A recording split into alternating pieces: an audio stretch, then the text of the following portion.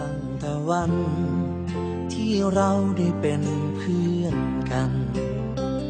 จากเด็กวันนั้นเนิ่นนานผ่านมาแค่ไหนในความรู้สึกจารึกในห้องหัวใจไม่เคยหวั่นไหวรักษาไว้ด้วยมิตรไมตรี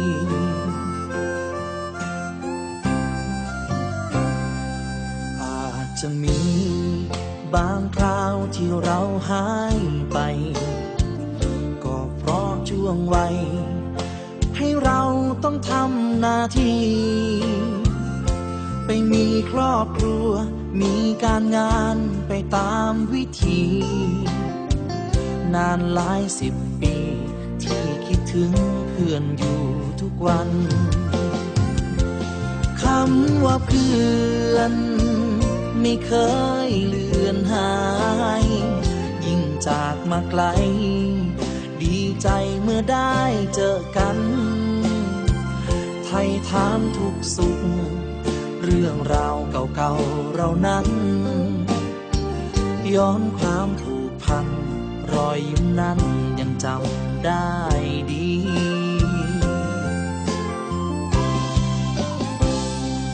มิตรภาพของเราขอให้คงมันห่วงใยต่อกันสายสัมพันธ์นั้นยังเต็มที่วันนี้เพื่อนเรา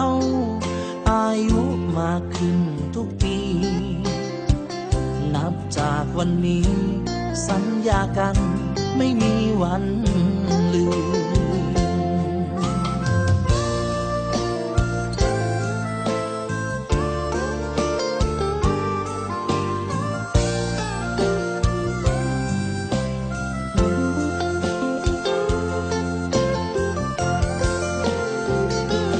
คำว่าเพื่อนไม่เคยเลือนหายยิ่งจากมาไกลดีใจเมื่อได้เจอกันไถ่ถามทุกสุขเรื่องราวเก่าๆเรานั้นย้อนความผูกพันรอยยิ้มนั้นยังจำได้ดี